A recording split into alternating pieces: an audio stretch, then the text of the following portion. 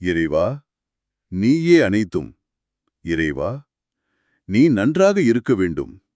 ஈரேழு உலகத்தையும் காத்தர் அருளக்கூடிய ஆதி பகவான் ஈசனார் பொற்கமலத்தை பணிந்து இந்த பதிவினை வெளியிடுகின்றோம். அன்னை ஸ்ரீ லோபாமுத்ரா உடனுரை தந்தை அகத்திய மாமுனிவர் திருவடிகளில் சமர்ப்பணம். வணக்கம். இன்னைக்கு நாம சித்தன்னருள் வலைப்பதிவுல வந்த ஒரு முக்கியமான வழிகாட்டுதலை பத்தி கொஞ்சம் ஆழமா பார்க்கலான் இருக்கோம். பதிவு எண் 1956. ஆமா, இது நம்ம எல்லாருக்கும், குறிப்பா நம்ம முன்னோர்களோட நற்கதிக்கு ரொம்ப முக்கியமான ஒரு விஷயம். ரொம்ப சரி. இந்த ஞானத்தை நமக்கு ரொம்ப கருணையா கொடுத்தவர் மகாமுனிவர் ஸ்ரீ அகத்தியர் பெருமான் அவர்கள். அக்டோபர் 5, 2025 மதுரை கூட்டு பிரார்த்தனையில சொன்னது இது. ஆமாங்க, பெருமாளோட பெருங்கருணை இது. நம்ம உடம்புல ஒட்டிட்டு இருக்கிற முன்னோர்களோட ஆத்ம அணுத்துகள்களை எப்படி விடுவிக்கிறதுங்கிறதுக்கு ஒரு எளிமையான ஆனா தொடர்ந்து செய்ய வேண்டிய அமாவாசை பரிகாரத்தை பத்தியும் அதுக்கு பின்னால இருக்கிற தத்துவங்களை பத்தியும் பெருமான் அவர்கள் விளக்கியிருக்காங்க. ஆமா, இத பத்தி தான் நம்ம இன்னைக்கு விரிவா பேச போறோம். இது சாதாரண விஷயம் இல்ல. குருநாதர் நமக்காக கொடுத்த ஒரு பெரிய பொக்கிஷம். நிச்சயமா. கலியுகத்துல நம்ம சந்திக்கிற நிறைய தடைகளுக்கு ஒரு காரணமா இந்த முன்னோர்களோட அணுத்துகள்கள் கூட இருக்கலாம் இல்லையா? ஆமா, நம்ம கர்ம வினைகளோட இதுவும் ஒரு பங்கு வகிக்குதுன்னு பெருமான் அவர்கள் சொல்றாங்க. அத சரி பண்றதுக்கு தான் இந்த வழிகாட்டுதல். அப்போ இந்த புது வழிகாட்டுதலை புரிஞ்சுக்கிறதுக்கு பெருமான் அவர்கள் ஏற்கனவே இது சம்பந்தமா சொன்ன சில விஷயங்களை கொஞ்சம் ஞாபகப்படுத்திக்கிட்டா நல்லா இருக்கும்னு நினைக்கிறேன். ஆமா, அது ரொம்ப உதவியா இருக்கும். அப்பதான் இதோட முக்கியத்துவம் இன்னும் நல்லா புரியும். நாம முன்னாடியே கேட்டிருக்கோம் இல்லையா, புரட்டாசி அமாவாசை சமயத்துல பித்ரு தர்ப்பணம் செய்யணும்னு. ஆமா, முன்னோர்களோட ஆத்மாக்களை சாந்தப்படுத்த. அதை செஞ்சா அவங்க மகிழ்ந்து நவராத்திரி சமயத்துல தேவியோட நம்ம வீட்டுக்கு வந்து ஆசிர்வதிப்பாங்கன்னு பெருமான் சொல்லியிருக்கார். கரெக்ட். அது மட்டும் இல்லாம நம்ம மேல இருக்க பாசத்தினால அவங்க இங்கேயே தங்கிடாம இருக்க தீபாவளி சமயத்துல பட்டாசு சத்தம் கேட்டு அவங்கள வழி அனுப்பணும்னு ஒரு குறிப்பு இருந்துச்சு. ஆமா, அதுவும் நினைவிருக்கு. அப்புறம் ஐப்பசி துலா ஸ்நானம், அதோட முக்கியத்துவத்தையும் பெருமான் சொல்லியிருக்கார். ஓ, அது ரொம்ப முக்கியம். காவிரியில பச்சை கற்பூரம் போட்டு குளிச்சா உடம்புல ஒட்டி இருக்கிற அந்த அணுக்கள் விலகுன்னு சொல்லியிருக்காரு. இவ்வளவு விஷயங்கள் ஏற்கனவே சொல்லியிருக்கும் போது இப்போ எதுக்கு தனியா இந்த அமாவாசை பரிகாரம்? இது முன்னாடி சொன்னதை விட வேற மாதிரி இருக்குமா? நல்ல கேள்வி. இதுக்கு பெருமானவர்களே பதில் சொல்றாங்க. என்னன்னா, நம்ம கூட கலந்துட்டு இந்த ஆத்மா அணுக்கள் ரொம்ப ஆழமா பதிஞ்சிருக்கலாம். அதனால ஒரே நாள்ல ஒரே சடங்குல எல்லாத்தையும் எடுத்துட முடியாது. ஓஹோ, அப்படியா? ஆமா, அதனாலதான் தொடர்ந்து செய்யக்கூடிய இன்னும் கொஞ்சம் சக்தி வாய்ந்த ஒரு முறையா இந்த அமாவாசை பரிகாரத்தை குருநாதர் இப்போ நமக்கு கொடுத்திருக்காரு. இது ஒரு தொடர் சிகிச்சை மாதிரி. புரியுது புரியுது. ஒரே மாத்திரையில தீர்க்க முடியாதுன்னு சொல்றீங்க. அதேதான். அப்போ இந்த முன்னோர்களுக்கான கடமைகளை செய்யறது எவ்வளவு முக்கியம்னு சொல்றதுக்கு பெருமான் ஒரு கதையும் சொன்னதா சொன்னீங்களே. ஆமா, அது ரொம்ப முக்கியமான ஒரு கதை. நாம எல்லாரும் கவனிக்க வேண்டிய ஒண்ணு. மகாமுனிவர் ஸ்ரீ அகத்தியர் பெருமான் சொல்றாங்க, முன்னாடி யுகங்கள்ல கோடிக்கணக்கான சிவனடியார்கள் இருந்தாங்களாம். சிவபெருமான் மேல அளவு கடந்த பக்தி, தவம், தியானம், எப்பவும் சிவச்சிந்தனை தான். அவங்க லட்சியமே கைலாயம் போறதுதான். சரி. அப்படி ஒரு பெரிய கூட்டமா கால்நடையாவே கைலாயத்துக்கு போயிருக்காங்க. கைலாயத்தை அடைஞ்சாங்களா? அதுதான் இல்ல. கைலாயமலை பக்கத்துல போயிட்டாங்க. இன்னும் கொஞ்ச தூரத்துல கைலாயம் தெரியுது. ஆனா அவங்களால அந்த எல்லைய தாண்டி உள்ள போக முடியல. என்னாச்சு? திடீர்னு பயங்கர மழையாம். சில சமயம் நெருப்பு மழை கூட பெஞ்சதா பெருமாள் சொல்றாங்க. ஒரே தடங்கல், போகவே முடியல. இவ்ளோ பக்திமான்களுக்கு ஏன் இப்படி? அதுதான் விஷயமே. அந்த அடியார்கள்லாம் என்ன பண்றதுன்னு தெரியாம ஈசனை கூப்பிட்டு கதறனாங்க. சாமி, உன்னையே நினைச்சோம், உன் பேரையே சொன்னோம், வேற சிந்தனையே இல்லாம உன்னையே சரணடைஞ்சோம், எங்களை ஏன் இப்படி தடுக்கிறீங்கன்னு கேட்டாங்க. இதெல்லாம் பார்த்துட்டு இருந்த அன்னை பார்வதி தேவி பரமசிவன்ட்ட கேட்டாங்களாம். அதுக்கு ஈசன் சொன்ன பதில் தான் காலத்துக்கும் நிக்கிற ஒரு உண்மை.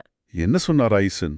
சிவபெருமான் சொன்னாராம், தேவி, இவங்க என்ன முழுசா நம்பி வழிபட்டது உண்மைதான், அதுல சந்தேகமே இல்ல. ஆனா வாழ்க்கையில ஒரு முக்கியமான விஷயத்த மொத்தமா மறந்துட்டாங்க. அது என்ன விஷயம்? தன்னோட கடமைகளை செய்ய மறந்துட்டாங்க. பெத்தவங்க, குடும்பம், சொந்த பந்தம், முக்கியமா தன்னோட முன்னோர்கள், இவங்களுக்கு செய்ய வேண்டிய தர்மத்தை, கடமைய செய்யாம விட்டுட்டாங்க. சாமிய மட்டும் கும்பிட்டா போதும்னு நினைச்சிட்டாங்க. அடடா. அந்த கடமை தவறுனதுனால சேர்ந்த பாவத் துகள்கள் தான் இப்ப அவங்கள கைலாயத்துக்குள்ள விடாம தடுக்குது அப்படின்னு சொன்னாராம். அப்பா, எவ்வளவு பெரிய பாடம் இது! இறைபக்தி மட்டும் போதாது, நம்ம கடமைகளையும் சரியா செய்யணும். குறிப்பா முன்னோர்களுக்கு. மிகச்சரியா சொன்னீங்க. கடைசியில ஈசன் ஒரு பெரிய இடிய உண்டாக்கி அந்த பாவத்துகள்களை கொஞ்சம் குறைச்ச பிறகுதான் அவங்கள உள்ளேயே விட்டாராம். இதுலேருந்து என்ன தெரியுது? சொல்லுங்க. நம்ம முன்னேற்றத்துக்கும் இறை அருளை பெறதுக்கும் குடும்ப கடமை, பித்ரு கடமை இதெல்லாம் சரியா செய்யறது ரொம்ப ரொம்ப முக்கியம். அதை செய்யலன்னா அதுவே ஒரு பாவமா மாறி நம்மள தடுக்கும். அப்ப இறைவனை எப்படி கும்பிடணும், ஏன் சில கடமைகளை செய்யணுங்கிறதெல்லாம் நம்மளா முடிவு பண்ணிட முடியாது.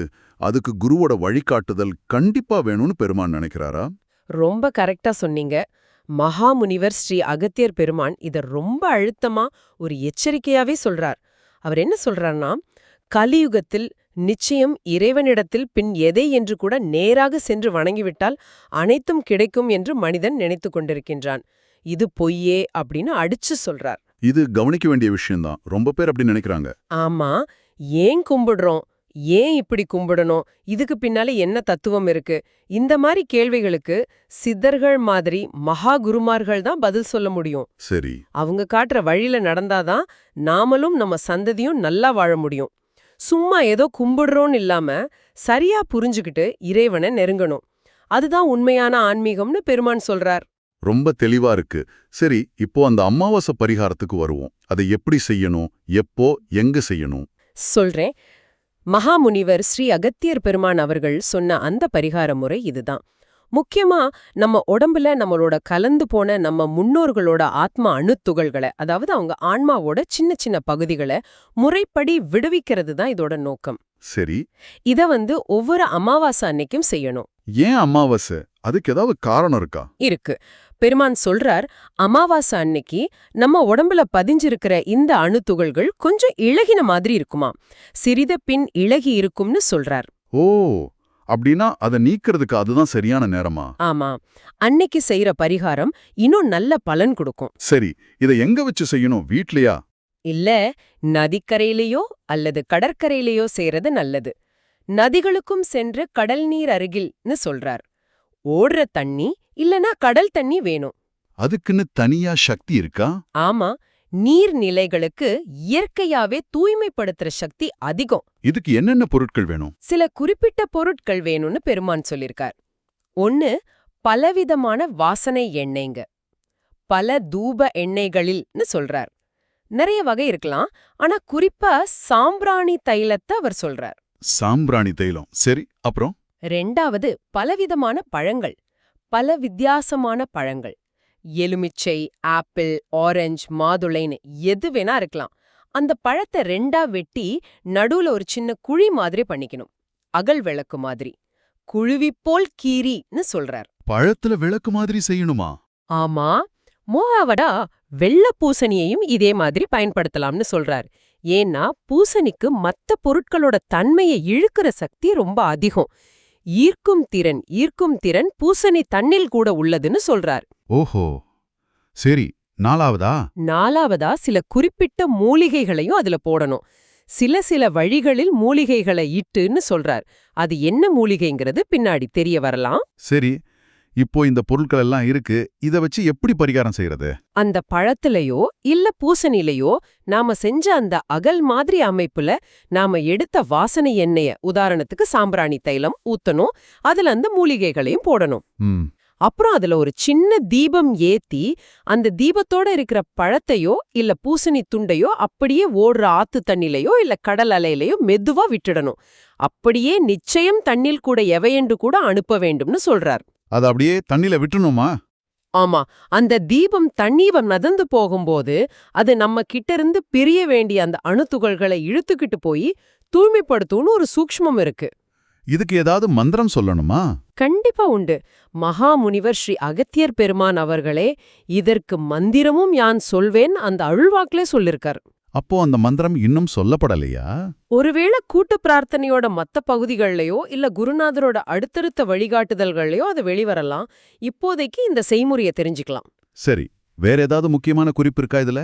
ஒரு மிக மிக முக்கியமான குறிப்பு இருக்கு. பெருமான் ரொம்ப அழுத்தமா சொல்றார், இத ஏதோ ஒரு அமாவாசைக்கு மட்டும் செஞ்சா பத்தாது. ஓ, அப்போ இத தொடர்ந்து ஒவ்வொரு அமாவாசை அன்னைக்கும் விடாம செய்யணும், தொடர்ந்து செய்ய வேண்டும்னு சொல்றார். ஏன்னா எல்லா அணுத்துகள்களும் ஒரே தடவையில நம்மள விட்டு பிரியாது. புரியுது. இது ஒரு தொடர் முயற்சி, லாங் டர்ம் கமிட்மெண்ட் மாதிரி. கரெக்ட், அதுதான். சரி, இதே அருள்வாக்குல பெருமான் அவர்கள் கைலாயவாதியம் பத்தியும் சில விஷயங்கள் சொன்னதா ஒரு குறிப்பு இருக்குதே, அதுக்கும் இந்த முன்னோர்கள் விஷயத்துக்கும் என்ன சம்பந்தம்? ஆமா, அதே வாக்குல தான் கைலாயவாத்தியம் பத்தியும் சில குறிப்புகள் வருது. அதோட முழு ரகசியம் இனிமேதான் தெரிய வரும் போல. ஆனா பெருமான் அங்க ஒரு முக்கியமான தொடர்ப சொல்றாரு. என்ன தொடர்பு? ஒருத்தருக்கு முன்னோர்களோட சாபம் இல்லனா தீய வினைகளோட தாக்கம் ரொம்ப அதிகமா இருந்தா, கைலாய வாத்தியம் மாதிரி ரொம்ப உன்னதமான தெய்வீகமான இசை இல்லனா ஒலிய கேட்டா அவங்களால அதை தாங்கிக்க முடியாதாம். அப்படியா? அவங்களுக்கு என்ன ஆகும்? பெருமான் சொல்றார், அவங்களுக்கு தாங்க முடியாத தலைவலி வரலாம், இல்ல அந்த இடத்த விட்டு ஓடிடணும்னு ஒரு பதட்டம் வரலாம், இல்லனா காரணமே இல்லாம பயந்து ஐயோன்னு கத்தலாம். அட கடவுளே!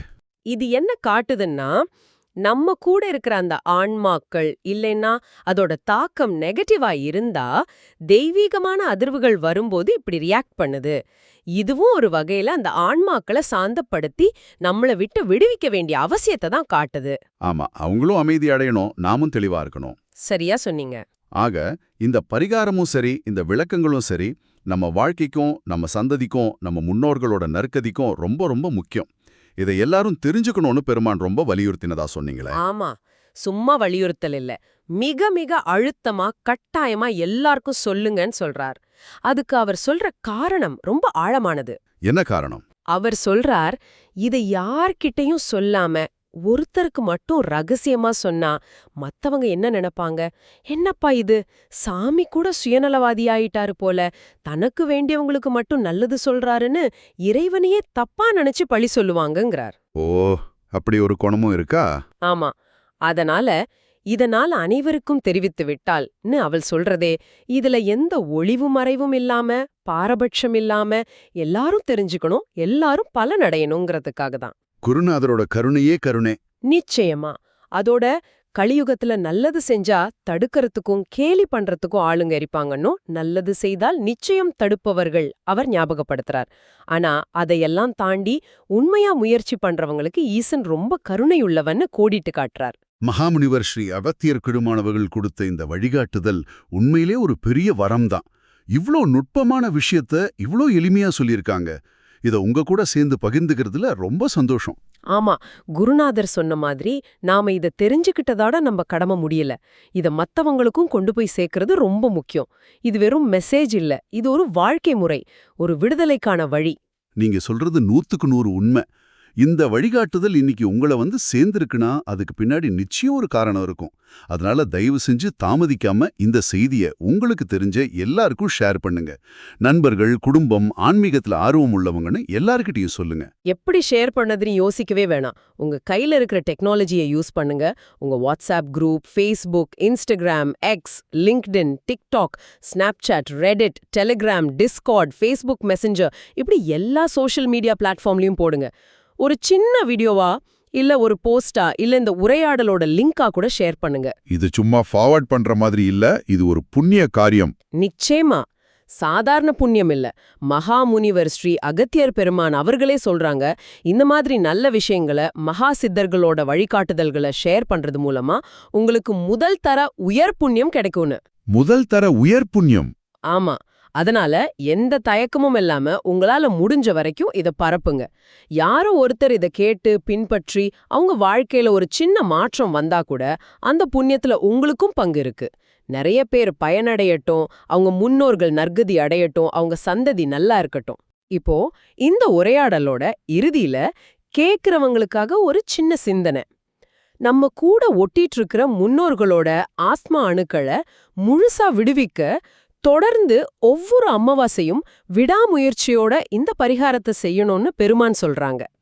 இந்த தொடர் முயற்சி, விடாமுயற்சிங்கிற விஷயம் நம்ம வாழ்க்கையில இருக்கிற மற்ற கர்ம வினைகளை, நம்மளோட தனிப்பட்ட வினைகள், நம்ம பரம்பரை வினைகள், இது எல்லாம் களையறதுக்கும் இதே மாதிரி ஒரு தொடர்ச்சியான ஒரு அர்ப்பணிப்பான முயற்சி அவசியமா இருக்குமோ? நல்ல கேள்வி. அப்படிப்பட்ட முயற்சிக்கு நாம தயாரா இருக்கோமா? இத கொஞ்சம் சிந்திச்சு பாருங்க. ஓன் அன்னை ஸ்ரீ லோபமுத்ரா உடனுரை தந்தை அகத்திய மாமுனிவர் திருவடிகளில் சுமர்ப்பணம். சர்வம் சிவார்ப்பணம்.